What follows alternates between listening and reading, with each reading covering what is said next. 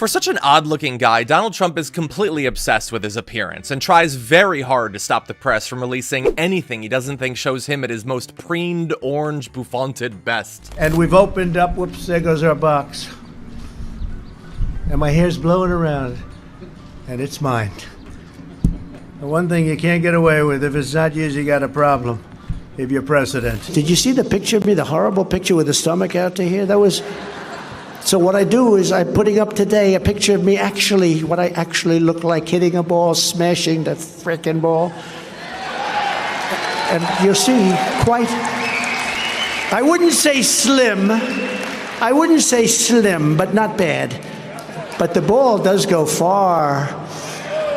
I would say it goes about 9 times further than Biden can hit it 9 times. Now look, he's certainly not the first celebrity to try to carefully curate their image, but he is by far the most ridiculous and the most disconnected from the reality of who he is and what he looks like. This is a man who is the president of the United States, getting mad about people calling him names. Trump is used to doing the bullying. He doesn't like it when the shoe's on the other foot, but it's not just Trump getting defensive about his appearance. On April 16th, it was reported that Trump dropped his head inside the courtroom, keeping his eyes closed, before jolting his head upright. You know, every so often, Mr. Garcia, maybe you could just lift up that picture of our President Trump sleeping.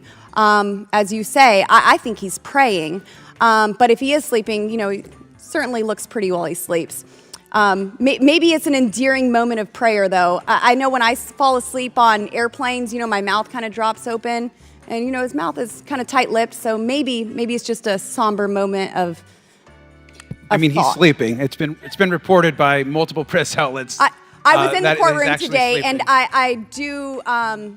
I could see why someone would fall asleep. They trapped him in a cage. We call it a courtroom, but it's a cage. And he's like King Kong. And they're sending Maddow down there, and she's looking at him like an animal. She's like, oh, man, his hair is really orange. Look at his eyes. Look at his lips. He's angry. He's mad. He's upset. Watching him. They're not providing any sort of legal analysis. Joy Reid went down there and he's like, well, he's bigger than I thought he was. I mean, they're acting like it's like a zoo creature. And what happens with King Kong? You remember? Boom. It's not going to be good. So he's going to bust out of this cage eventually. They're not going to be able to keep him down. They killed King Kong. Yeah. He took a white woman on top of a building, and it was frowned upon in the 40s. I don't think I saw the end of that movie. Yow. But regardless, his supporters are going to think that he's some kind of god no matter what. You like Donald Trump, I'm guessing. That's right. And what did Donald Trump do? You've seen 1 or 2 presidents, I'm guessing, in your 40 years. What did Donald Trump do as president that made your life better? I like the way he doesn't back down. He might not always be correct, but he admits it, and he does not back down when it comes to the country. What brings you out here? What do you like about Donald Trump? Everything. What's not to like, you know? What specifically? He's for the American people. I mean, look, he's in Pickens, of all places, small town. You know, everybody else would have been in big cities and not caring about places like this, but he made a point to come to small town America, you know. So I think a lot of people voted for the first time just because they never knew there was fake news and the rigged elections and indoctrinating our children, and everything is the opposite of reality is what everybody tells you and everybody believes. You know, he's the most unifying president ever in history, and all the numbers show it.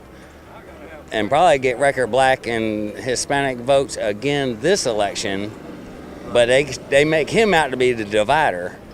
And the most racist president, divisive president, is made out to be the unifier. You know what I mean? It's like, it's crazy. Yeah. Tell me what you like about Donald Trump. What is it that you respond to? He's not fake. He's upfront. You know what he's thinking. He tells the truth as far as, you know. What do you like about Donald Trump? You know, I like his honesty and transparency, and I like that he puts America first. He was a little more honest than the rest of them. He said things that were true, and the others they don't. He seems like more of a man of the people. Driven up here from New York for a Donald Trump rally, you must really like the guy. Tell me what you like about him.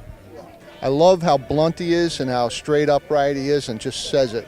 There's no holding back, and he just says it. And a lot of these people are just selling snake oil and stuff like that, just telling you things you want to hear and just giving the stuff away, whatever they can give away. You know, I have to say, it's hard to understand you through that thick South Carolina accent. Yeah. Donald Trump, there isn't much not to like about Donald Trump. He's got the heartbeat of America. Everybody I know is behind him. The United States went down 8 years before Trump. It's gone down even further since Biden's been in there, and we're backpedaling. The world's laughing at us because where are they laughing at us? Where do you think that's happening? China's laughing at us. Russia's laughing at us. When Trump was in office, Russia wouldn't even have thought of invading their neighbor. As soon as he left office, what happened? They know Biden's not going to do anything to him. What do you like so much about him, and how did he make your life better? The economy, the independence from all the other energy sources, and just he's got the right idea, I think, to put this country where it needs to be. He's the only one that's ever stood up to people for right and wrong. He does a lot of things wrong, but he does a lot of things right that people appreciate. I think he's the best president for us, and he wants what's best for the people, not for him. Man, he's been beat up since before he even came into office, and people think that he's verbally confrontational. Well, wouldn't you be? I mean, I think that he's doing a great job fighting for, he keeps going. Who can do that?